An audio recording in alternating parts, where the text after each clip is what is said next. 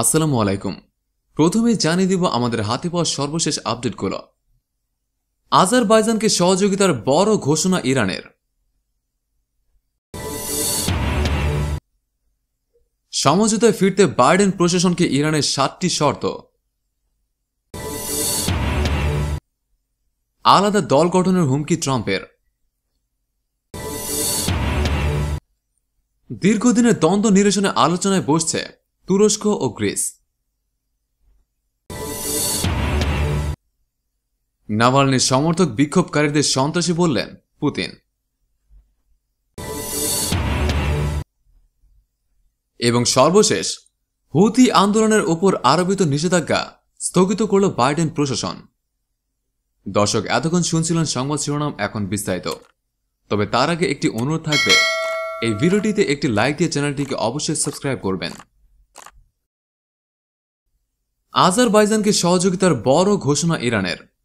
Caucasus অঞ্চলে শান্তি ও স্থিতিশীলতার প্রতিষ্ঠায় আজারবাইজানের সঙ্গে কাজ করতে বড় ঘোষণা দিয়েছেন ইরানের পররাষ্ট্রমন্ত্রী মোহাম্মদ জাওয়াদ জারিফ। তিনি বলেন, সম্ভাব্য প্রতিটি ক্ষেত্রে সব ধরনের সহযোগিতা করতে তেহরান প্রস্তুত রয়েছে। সোমবার বাকুতে আজারবাইজানের প্রেসিডেন্ট ইলহাম আলিয়েভের সঙ্গে সাক্ষাতে এ প্রস্তুতির কথা ঘোষণা করেন তিনি। সেখানে ইরানের পররাষ্ট্রমন্ত্রী আজারবাইজান, রাশিয়া, আর্মেনিয়া, জর্জিয়া ও তুরস্কের ধারাবাহিক সফরের প্রথম পর্যায়ে স্বাগতিক দেশের প্রেসিডেন্টের সঙ্গে সাক্ষাৎ করেন। উল্লেখ্য, সম্প্রতি নাগরানো কারাবাখ অঞ্চলের নিয়ন্ত্রণ নিয়ে আর্মেনিয়ার সঙ্গে যুদ্ধে জয়লাভ করায় আজারবাইজানকে অভিনন্দন জানান ইরানের পররাষ্ট্রমন্ত্রী। তিনি বাকুর সঙ্গে ইরানের দ্বিপাক্ষিক সহযোগিতা শক্তিশালী করার ওপরও গুরুত্ব আরোপ করেন। সমঝোতায় ফিরতে বাইডেন প্রশাসনকে ইরানের 7টি শর্ত। পরমাণু সমঝোতায় ফিরতে চাইলে যুক্তরাষ্ট্রের নতুন প্রশাসনকে তেহরানের 7টা শর্ত মেনে নিতে হবে। এক আনুষ্ঠানিক আলাপে মার্কিন কর্মকর্তাদের এ কথা জানিয়েছেন ইরানের প্রতিনিধিরা। কুয়েতের দৈনিক আল জাজিরায় এই খবর দেওয়া হয়েছে। বাইডেন আগে বলেছেন, দায়িত্ব নেওয়ার পর 2015 সালের পরমাণু চুক্তি আবারও চালু করতে চান তিনি। সম্ভব হলে আগেরবারের চেয়ে আরও দীর্ঘমেয়াদী চুক্তি হতে পারে। এখন শুধু সময়ের অপেক্ষা। এ নিয়ে ওয়াশিংটনের সঙ্গে কথা বলতে জাতিসংঘে নিযুক্ত রাষ্ট্রদূত মাজিদ তাগত রাভিনচিকে দায়িত্ব দিয়েছেন ইরান। আল জারিদা জানিয়েছেন, মার্কিন কর্মকর্তাদের সঙ্গে এক অনানুষ্ঠানিক আলোচনায় পরমাণু চুক্তিতে ফেরার আগে 7টি শর্ত মানার কথা জানিয়েছেন রাভেনচি। ইরানের প্রথম শর্ত হচ্ছে, তেহরান ওয়াশিংটনের আরোপিত সব ধরনের অবরোধ ও নিষেধাজ্ঞা প্রত্যাহার চায়। যে 6টি শক্তিশালী রাষ্ট্র অর্থাৎ যুক্তরাষ্ট্র, চীন, রাশিয়া, ফ্রান্স, জার্মানি ও ব্রিটেন এবং জাতিসংঘের তত্ত্বাবধানে পারমাণবিক সমঝোতা চুক্তি হয়েছিল তা অব্যাহত থাকুক চায় ইরান। ইরানের আরেক শর্ত হচ্ছে, যেসব বিষয় যুক্তরাষ্ট্রের পছন্দ নয় তা দাপ্তরিক কমিটির মাধ্যমে দর কষাকষির মধ্য দিয়ে সমাধান হবে। একতরফাভাবে সাবেক মার্কিন প্রেসিডেন্ট ট্রাম্প ওই চুক্তি থেকে সরে যাওয়ায় ইরান যে অর্থনৈতিক ক্ষতিগ্রস্ত হয়েছে সে ক্ষতিপূরণ দিতে হবে। এছাড়া ইসরায়েল ও ফিলিস্তিন 2 পৃথক রাষ্ট্রের সমাধান নয় এবং জাতিসংঘের অধীনে নির্বাচনের মাধ্যমে ইস্যুটির সমাধান চায় ইরান। এসব শর্ত ইরানের প্রেসিডেন্ট রুহানির দপ্তর থেকে পৌঁছে দেওয়া হয়েছে মার্কিন প্রেসিডেন্ট জো বাইডেনের কাছে। আলাদা দল গঠনের হুমকি ট্রাম্পের। মার্কিন সাবেক প্রেসিডেন্ট ডোনাল্ড ট্রাম্প সম্ভাব্য ইমপিচমেন্ট থেকে বাঁচতে আলাদা দল গঠনের হুমকি দিয়েছেন। তিনি আশঙ্কা করছেন, আগামী 8 ফেব্রুয়ারি সিনেটে ইমপিচমেন্টের ব্যাপারে যে ভোটাভুটির কথা রয়েছে তাতে তার নিজ দল রিপাবলিকান পার্টির সদস্যরা তার বিরুদ্ধে ভোট দিতে পারেন। ট্রাম্প সিনেটের ভোটাভুটিতে চূড়ান্তভাবে ইমপিচমেন্টের শিকার হন, তাহলে তিনি আর কখনো নির্বাচনের প্রতিদ্বন্দ্বিতা কিংবা সরকারের কোনো দায়িত্ব পালন করতে পারবেন না। এই পরিস্থিতি বিবেচনা রেখে ট্রাম্প এখন মনে করছেন যে তৃতীয় কোনো দল গঠনের হুমকি দিলে রিপাবলিকান সিনেটররা তার বিরুদ্ধে ভোট দেওয়া থেকে বিরত থাকতে পারেন। দৈনিক ওয়াশিংটন পোস্ট এই খবর দিয়েছে। এর আগে ট্রাম্পের ক্ষমতার শেষ ভাগে দৈনিক ওয়াল স্ট্রিট জার্নাল সর্বপ্রথম জানিয়েছিল যে ডোনাল্ড ট্রাম্প প্যাট্রিয়ট পার্টি নামে একটি নতুন দল গঠনের চিন্তা করছেন। গত 3 নভেম্বরের প্রেসিডেন্ট নির্বাচনে বিপুল ভোটের ব্যবধানে পরাজিত হলেও ডোনাল্ড ট্রাম্প তা মেনে নিতে রাজি ছিলেন না। ক্ষমতা ছাড়ার আগ মুহূর্তে তিনি তার উগ্রবাদী সমর্থকদের উদ্দেশ্যে উস্কানিমূলক বক্তব্য দেন, যার পরিপ্রেক্ষিতে হাজার হাজার সমর্থক মার্কিন কংগ্রেস ভবনে হামলা চালায় এবং সেখানে লুটপাট করে।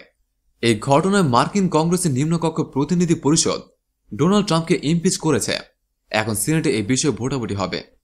ট্রাম্পের ধৃষ্টতাপূর্ণ কাজের জন্য তার নিজ দলের লোকজন ক্ষিপ্ত। দীর্ঘদিনের দ্বন্দ্ব নিরসনে আলোচনায় বসছে তুরস্ক ও গ্রিস। পূর্ব ভূমধ্যসাগরে তেল ও গ্যাসের অনুসন্ধান নিয়ে সৃষ্ট দ্বন্দ্ব নিরসন এবং সমুদ্র সীমা নির্ধারণের লক্ষ্যে তুরস্ক ও গ্রিস আলোচনা শুরু করছে। তুরস্কের ইস্তাম্বুল শহরে সোমবার আলোচনা শুরু হয়। দুদেশের মধ্যে দীর্ঘদিন ধরে চলে আসা দ্বন্দ্ব অবসানের লক্ষ্যে তুরস্কের পররাষ্ট্রমন্ত্রী মেভলুত চাভুসওগ্লু সরাসরি আলোচনায় বসার জন্য গ্রিসের পররাষ্ট্রমন্ত্রীকে আমন্ত্রণ জানিয়েছিলেন। তার ধারাবাহিকতায় এই আলোচনা অনুষ্ঠিত হয়।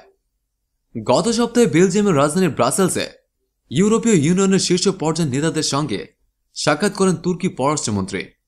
সে সময় গ্রিসের পররাষ্ট্রমন্ত্রীকে আলোচনায় বসার আমন্ত্রণ জানান চাভুসওগ্লু। 5 বছর পর দুই দেশে এই ধরনের আলোচনায় বসল।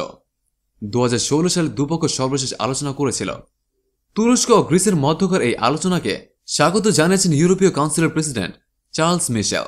তিনি বলেন, দুদেশের মধ্যকার দ্বন্দ্ব নিরসনের এই উদ্যোগকে ইউরোপীয় ইউনিয়ন থেকে স্বাগত জানায়।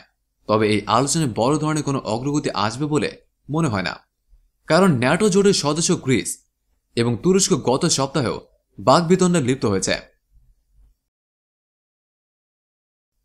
নাভালনি সমর্থক বিক্ষোভকারীদের সন্ত্রাসী বললেন পুতিন।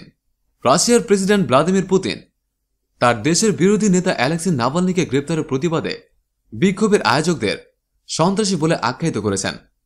গত শনিবার রাজধানী মস্কো সহ রাশিয়ার বেশ কয়েকটি শহরে একযোগে এই বিক্ষোভ অনুষ্ঠিত হয়।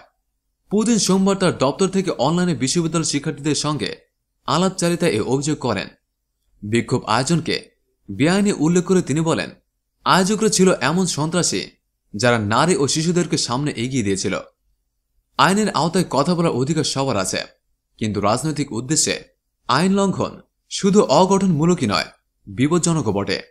রাশিয়ার বিরোধী নেতা নাভালনিকে গত সপ্তাহে জার্মানি থেকে মস্কোয় ফেরার সঙ্গে সঙ্গে বিমানবন্দর থেকে আটক করা হয়। তার মুক্তির দাবিতে শনিবারের বিক্ষোভে সারা দেশে প্রায় 3000 মানুষ অংশগ্রহণ করেন। হুতি আন্দোলনের ওপর আরোপিত নিষেধাজ্ঞা স্থগিত করল বাইডেন প্রশাসন। 1 মাসের জন্য ইয়েমেনের হুতি আনসারুল্লাহ আন্দোলনের সঙ্গে অর্থনৈতিক লেনদেনের অনুমতি দিয়ে একটি লাইসেন্স ইস্যু করেছে মার্কিন অর্থ মন্ত্রণালয়। সাবেক মার্কিন প্রেসিডেন্ট ডোনাল্ড ট্রাম্প হুতি আন্দোলনকে সন্ত্রাসী গোষ্ঠীর তালিকায় অন্তর্ভুক্ত করে এটির সঙ্গে সব ধরনের অর্থনৈতিক লেনদেন নিষিদ্ধ করে দিয়েছিলেন। সোমবার মার্কিন অর্থ বিভাগের দেওয়া লাইসেন্স অনুযায়ী হুতি আন্দোলন বা যেসব প্রতিষ্ঠানে এই আন্দোলনের শতকরা 50% বা তার বেশি বিনিয়োগ আছে, সেসব প্রতিষ্ঠানের সঙ্গে বাণিজ্য বা ব্যবসায়িক লেনদেনের ওপর আরোপিত নিষেধাজ্ঞা 26 ফেব্রুয়ারি পর্যন্ত স্থগিত করা হয়েছে। তবে হুতি আন্দোলনে যেসব নেতাকে আমেরিকার কালো তালিকায় স্থান দেওয়া হয়েছে, তারা এই স্থগিতাদেশের আওতায় পড়বেন না। মার্কিন প্রেসিডেন্ট জো বাইডেনের প্রস্তাবিত পররাষ্ট্রমন্ত্রী অ্যান্থনি ব্লিংকেন সম্প্রতি বলেছিলেন, ইয়েমেনে আনসারুল্লাহ আন্দোলনকে সন্ত্রাসী সংগঠনগুলোর তালিকায় অন্তর্ভুক্ত করার যে পদক্ষেপ ওয়াশিংটন নিয়েছিল তা পুনর্মূল্যায়ন করবে বাইডেন প্রশাসন। ট্রাম্প সরকার ক্ষমতা ত্যাগ করার মাত্র 9 দিন আগে গত 11 জানুয়ারি হুতি আনসারুল্লাহর ওপর কঠোর অর্থনৈতিক নিষেধাজ্ঞা আরোপ করে রেখে যায়। বিশ্বের বহু দেশ ও আন্তর্জাতিক সংস্থা ট্রাম্প প্রশাসনের এই পদক্ষেপের নিন্দা জানায়। 2015 সালের মার্চ মাস থেকে ইয়েমেনের উপর সৌদি আরব যে ভয়াবহ আগ্রাসন চালিয়েছে তার প্রতি পূর্ণ সমর্থন জানিয়েছে ওয়াশিংটন।